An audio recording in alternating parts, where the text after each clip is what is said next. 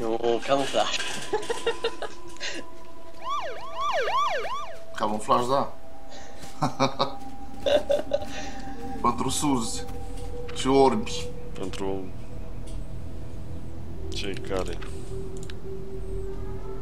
nu mă lasă să sper, vă dau voci de caracter. Iar n-am full, mă, de ce n-am full? Ce pula mea, mă? Bă, care o tăiat? Care o tăiat rost, brioce?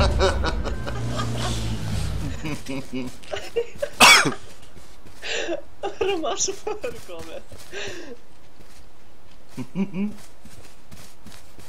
De la cine?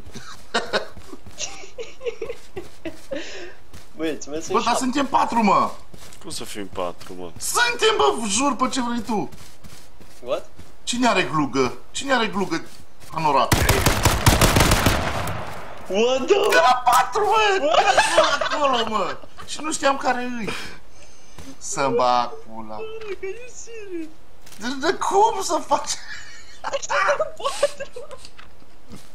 Hai să bag pula, dar deci faze din astea. Să bag. Ce liniștit stătea ăla acolo? Bă, vezi că... Aia. Trebuie să plecăm, băieți. Eu am crezut că e Cristi inițial și după aia îl văd că încă fuge unul și mai e și cineva în mașină. Eu nu înțeleg ce suntem 4, dar... Și nu știam în care se trag. Mergem o dată cu gazul, nu? Și apoi ne dăm jos.